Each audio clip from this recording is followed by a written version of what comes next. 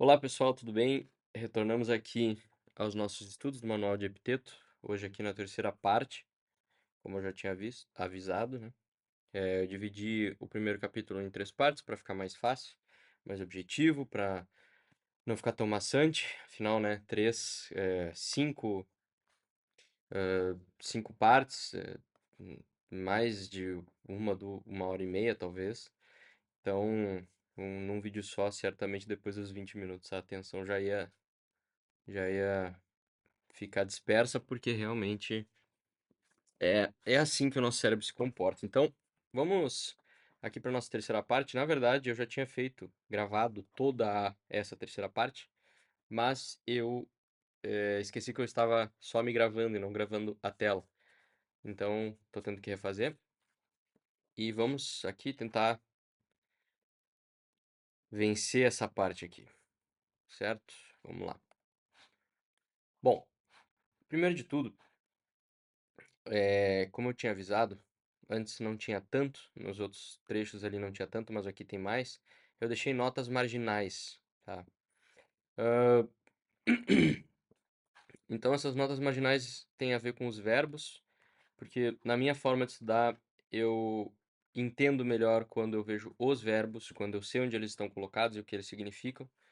Então eu sempre, quando eu quando eu pego um texto cru para eu estudar, eu vou atrás dos verbos, eu tento entender bem a frase, porque a partir dos verbos eu mais ou menos vou me achando e pesquisando e, enfim, eventualmente a gente forma uma compreensão, nem que seja básica. Bom, eu já deixo aqui a tradução literal, né, como eu disse, sempre reforçando, isso aqui não é uma proposta de tradução, isso é simplesmente a forma como eu estudo, e geralmente a tradução literal é o produto do meu estudo que me ajuda a entender o texto. Obviamente que o estudo também é justamente todo esse processo que eu vou fazendo de ler, explicar, pensar. E aí, no fim, eu tenho uma memória mais clara do que eu estudei. Então, eu vou começar lendo o texto inteiro, porque eu gosto de ler o texto inteiro para pegar essa musicalidade, essa forma de se ler o texto, porque às vezes, como é natural na nossa comunicação, a forma como se fala algo, não só a informação em si, ela também faz diferença na compreensão da informação. Então, eu sei que se eu der a ênfase tonal, por assim dizer, em certas palavras em determinado texto, eu posso não ser incompreendido, mas eu certamente vou dificultar muito a pessoa que está me ouvindo. Porque as frases a gente vai na nossa entonação seguindo, às vezes, inclusive a própria estrutura da frase, né? Então vamos lá. Memneso un hoti, ean ta fiuse idula eleutra oietes, kai ta lotra idia. Empodistesei, penteseis, paractesei, mempsei kai teus kai anthropos. Ean de to son monon oietei soneinai, to de alotrion, hosperestin, alotrion. Udei se anancasei, udepote, udei se coliusei, mempsei utena, en caleseis tini, acon praxeis ude en hen, udeis se blapsei, ectrono exeis, udegar blaberon ti peisei. Então, só pela leitura, claro que eu já fiz essa leitura antes, mas só pela leitura já dá para ver que existem formas aí, ou seja, dá para pensar em reconstruir talvez como essa informação pode ter sido transmitida, né, essa lição, porque fica um pouco evidente ou fica claro, pelo menos mais aparente, de que tem aqui interpolações, mas a estrutura está um pouco mais clara. De um lado, ele faz uma exposição dual, por assim dizer, e ele está dando uma lição própria que começa justamente com esse imperativo, né? Lembra. Memneso. Un oti. Bom, aqui já de cara, quando eu penso, né, em separar para facilitar a compreensão, eu já separaria isso aqui.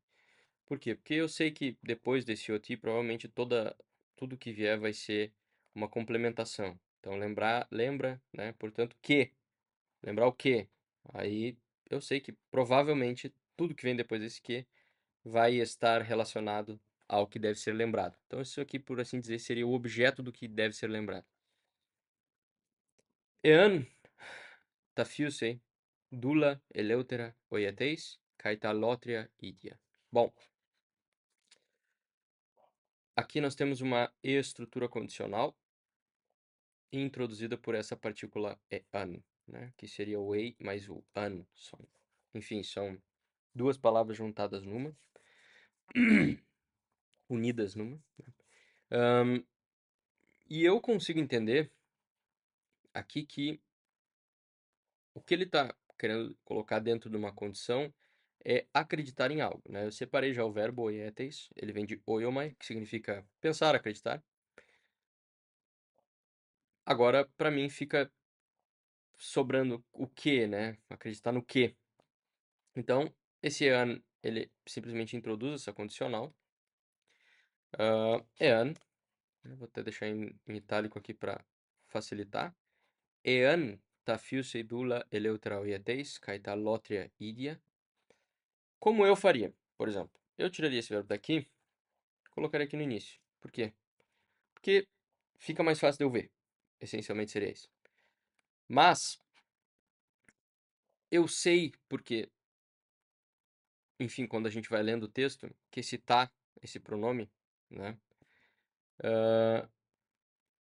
Ele é um neutro plural e ele está me indicando as coisas, né? Se geralmente o neutro plural, ele não tem um objeto, ele geralmente vem assim, ele significa as coisas.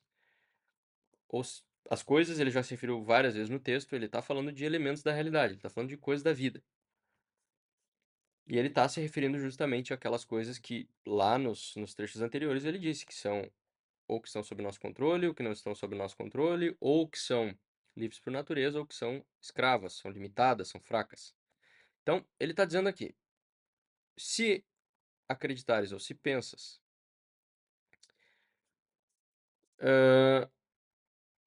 que as coisas, né, fusei, conforme a natureza, ou por natureza, isso aqui é dativo, né, fusei,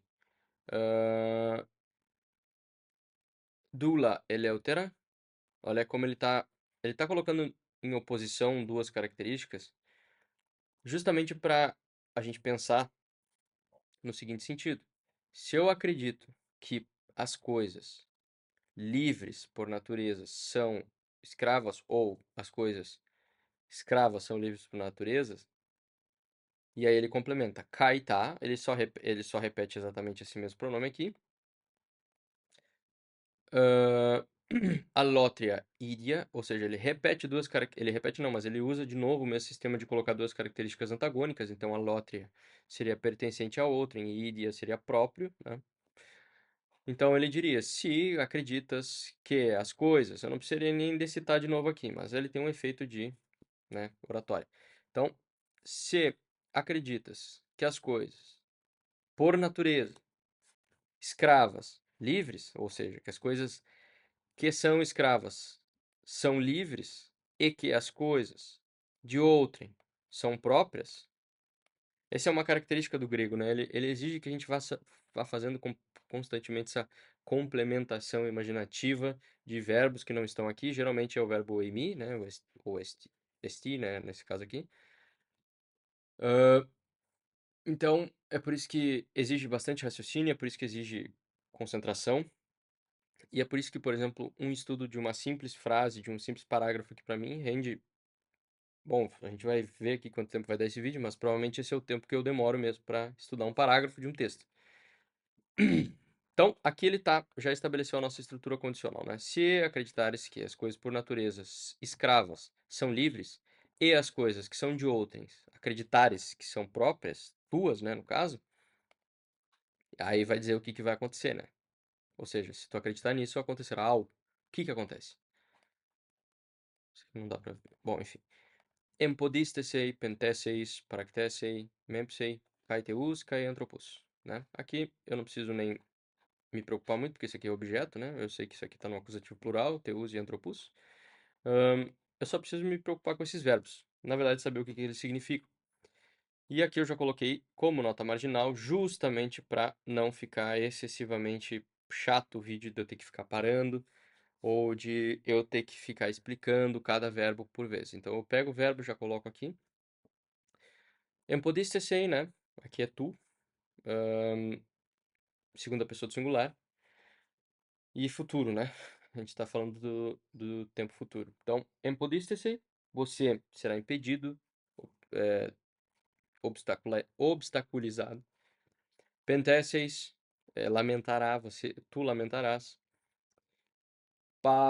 Taractecei, ou seja, perturbar, né? Perturbar-se, ou nesse caso aqui, tu ficará perturbado, tu se perturbarás. E mempsei, no caso, é culpar, né? Atribuir a culpa. Então, você culpará. Cai, cai. Aqui, isso aqui, geralmente, eu penso como um tanto quanto, né? Cai, cai. Eu lembro que no livro Atenazi, se não me engano, ele até mostra várias estruturas idiomáticas que se usam no grego, e uma delas é o kai kai, que eles geralmente botam assim. Kai, que no caso, né? Kai. Então, tudo que vier entre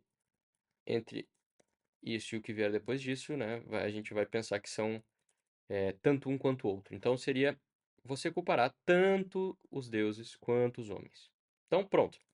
Aqui o nosso primeiro texto, nossa primeira parte desse trecho que fala da condição em si, tá resolvido. Bom, mas como é de costume nesse texto que a gente já viu, vai ter algum outro lado da dualidade, né? Então, se eu acredito que as coisas que são livres, são escravas por natureza, eu acredito que elas são livres, e as que são de outrem, eu acredito que são próprias minhas, eu vou ficar limitado, impedido, vou me lamentar, vou ficar perturbado e vou culpar, além de tudo, vou culpar os outros, né?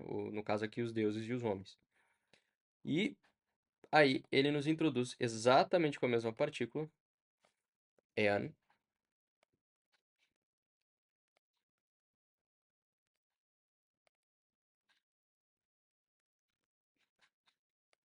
pa, ean, aqui, feito. E aí ele vai praticamente repetir a forma como ele explicou isso aqui, ele vai repetir aqui. Só que com um pouco mais demorado. Ean detoson monon oieteison einai.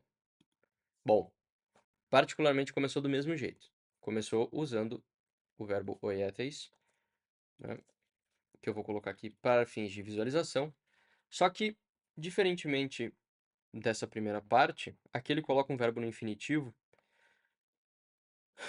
e, à primeira vista, isso aqui parece ser um pouco enigmático, né? Se tu já sabes grego, ou tem alguma ideia da significação e vai fazer simplesmente uma leitura literal, vai dizer o que é teu, o que é o teu, apenas teu, né? Mas aqui a gente tem que também completar imaginativamente essas coisas. Vamos lá. Se acreditares, bom, acreditares o quê? Aí temos o verbo complementar. Einai, ser, né?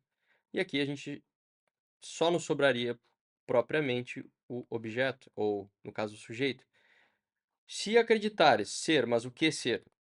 To son, o teu, o que é teu? As coisas que são tuas. Lembra que o neutro, ou pelo menos, o neutro, ele tem o sentido de designar coisas. Então, geralmente, quando tem só to, geralmente ele está dizendo assim, a coisa, as coisas. Aqui no caso ele está designando no singular, então o que é teu, to son, monon, apenas son, teu. Ou seja, se por outro lado, né, acreditares que o que é teu ser apenas teu, e aqui podem ir acompanhando aqui se quiserem, porque eu estou colocando a forma como eu coloquei na tradução literal, que não é perto de estar acabada, nem vai ficar, porque não é o meu propósito aqui.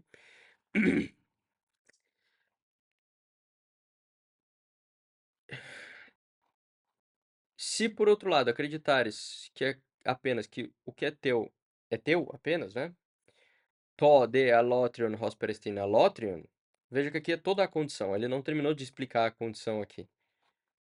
Isso tudo aqui seria a condição, né? Essa, essa parte.